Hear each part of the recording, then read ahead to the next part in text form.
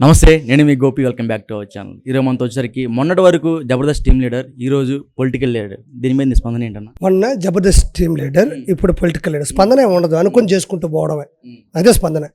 So నేను only మూడే questions.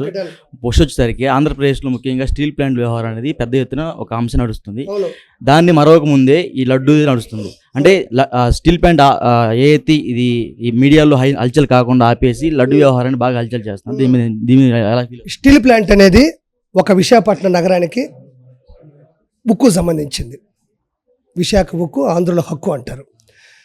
ఇక్కడ ఏంటంటే ఒక ప్రభుత్వం అనేది ఒక చోటే, అంటే దాని మీద ఒక ఇన్వెస్టిగేషన్ పెట్టామనుకోండి, అది నడుస్తూ ఉంటుంది రోజు. ఇప్పుడు నేను సెలూన్ షాప్కి వెళ్ళి బొచ్చు కొడుచుకోను కదా అని మా ఆవిడ అడిగితే బొచ్చు కొట్టించేసాను చూడక్కర్లే, ఇది చూస్తే తెలిసిపోద్ది. దాని మీద ఒక ఇన్వెస్టిగేషను, దాని మీద ఒక పరిశీలన, ప్రభుత్వం ఒక నివేదిక ఇచ్చిన తర్వాత దాని కథ అది నడుస్తుంటుంది.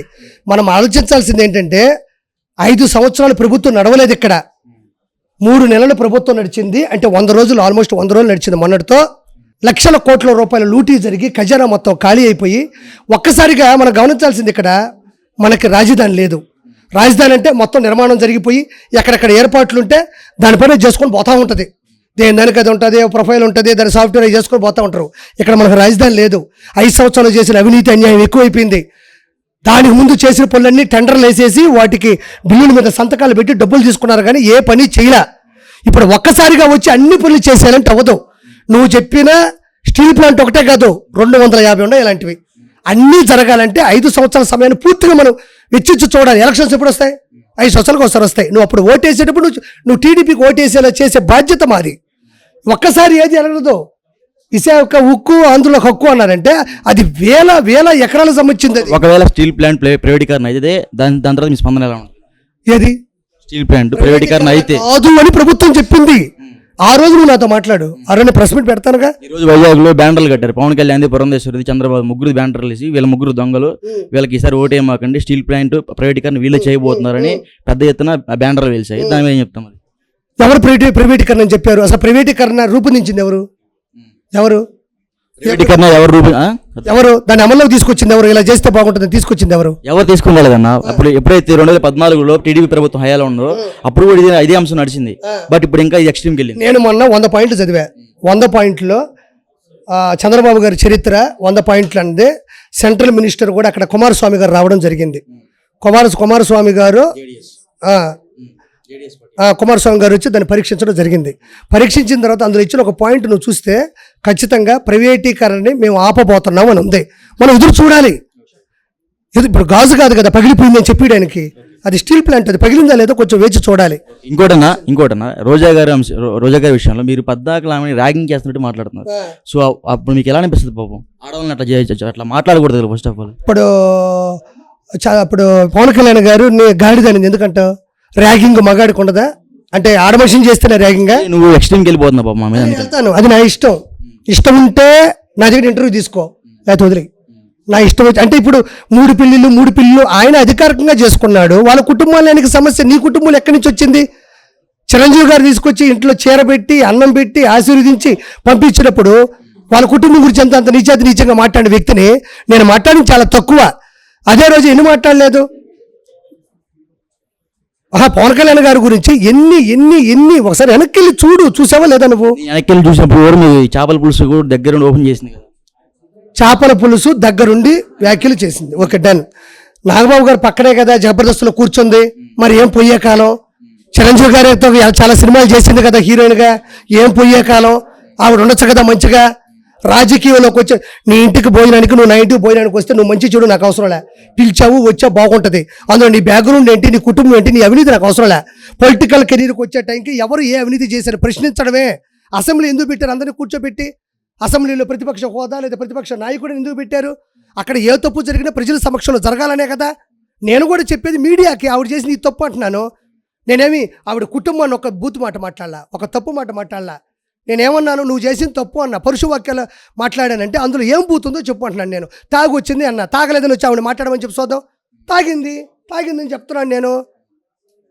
ఒక నాయకురాలు ఉండి 4 పాయింట్లు కూడా పేపర్ పెట్టుకొని చదువుతుంటే ఇది ఏమి దద్దమ్మ వేషాలని చెప్పి అందులో తప్పే ఉంది. నువ్వు సమాజం కోసం ప్రజల చేత, ప్రజల కొరకు, ప్రజల యొక్క ప్రజాస్వామ్య డెమోక్రసీలో నిలబడ్డప్పుడు ఇప్పుడు ఒక సీఎం ఉంటాడమ్మా. ఆయన గంటన్నర మాట్లాడాలి. రెండో పాయింట్ ఏంటంటే వాళ్ళు మాట్లాడే ప్రతి పాయింట్ అరే వదిలేసాము అని అనుకోకూడదు. ఎందుకంటే లక్షల మంది జనాలు వస్తారు. జస్ట్ ఒక 10 ఛానల్స్ ముందు కూడా 4 పాయింట్లు కూడా గుర్తుపెట్టుకోకపోతే ఎట్లా? కొన్ని ఉంటాయి 3,42,552 కొన్ని ఉంటాయి.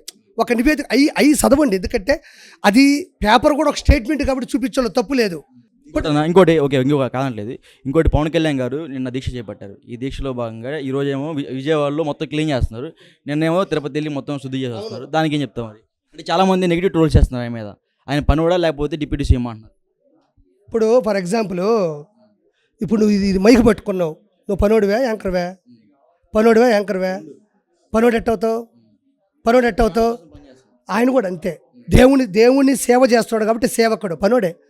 దేవునికి పనోడు, దేవుని పనిలో నిమగ్నమైన వాడు, దేవుని సేవకుడు. సేవ చేసేవాడిని పనోళ్ళని అంటావు.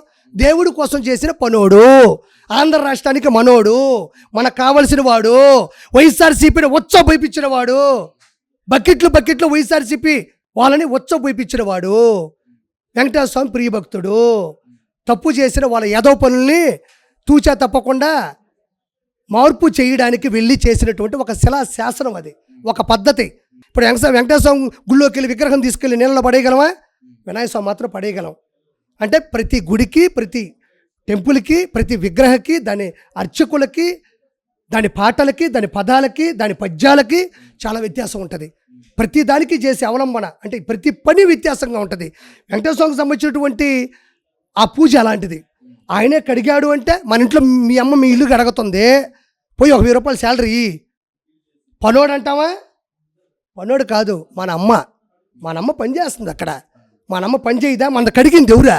చిన్నప్పుడు నీది కడిగింది ఎవరా? పనోడు వచ్చి కడిగాడా? మీ అమ్మ కడిగిందా? ఆ బుద్ధులని ఎదవులకి చెప్పు, ఈ రెడ్ టీవీ ద్వారా చెప్పు. మీ ఇళ్లలో పనిచేసింది ఫస్ట్ ఇచ్చి పనోళ్ళ మీ అమ్మ. స్నానం చేయించింది ఎవరు? మీ అమ్మ కాదా? మీ ఇంట్లో మరుగుదొడ్లు కడిగింది మీ అమ్మ కాదా? అన్నం వండింది మీ అమ్మ కాదా? అన్నం మొత్తం తిని మిగిలిపోతే ఆ చివరిలో తినింది మీ అమ్మ కాదా? ఇందులో పనోళ్ళ లక్షణం ఏడుంది? అమ్మ కొట్టేది చావడానికి కాదు, మారడానికి అన్నట్టు అక్కడ పనోడే ప్రజల దృష్టిలోనే కాదు, ప్రజలకు పనోడు పవన్ కళ్యాణ్ గారు. అతను సేవకుడులోనే సేవ అనే పదం ఉంది. రక్షించేవాడు, రక్షకుడు, శ్రామికుడు, సైనికుడు. సో ఏమన్నా రాబోయే రోజుల్లో ఎమ్మెల్సీ రాబోతుందా, నామినేటెడ్ పోస్టులు రాబోతున్నాయా? మీకు ఎలా అనిపిస్తుంది? నాకు 100% నేను ఇక్కడ తీవ్రంగా మాట్లాడుతున్నాను, ఆలోచిస్తున్నాను అంటే పదం దృష్టిలో పెట్టుకొని మాట్లాడే వ్యక్తిని కాదు. రెండో పాయింట్ ఏంటంటే నేను అనే వ్యక్తిని నేను ఎప్పటికీ వైఎస్ జగన్మోహన్ రెడ్డిని ప్రశ్నిస్తూనే ఉంటా. నా ప్రాణం పోయినా వెనక్కి తగ్గేదే ఉండదు. కూటమి ప్రభుత్వం తప్పు చేసిన సరే ప్రశ్నిస్తూనే ఉంటారు అపోజిషన్. ఆ అవకాశం రాకూడదు కూడా. ఎందుకంటే ఇప్పుడున్న పరిస్థితులు, ఇప్పుడు ఒక విషయం చెప్తా, గుర్తుపెట్టుకో. ఒక 100 చెప్పామండి, 5 సంవత్సరాల కాలంలో ఒకటి కాకపోవచ్చు అని నేనే చెప్తున్నా.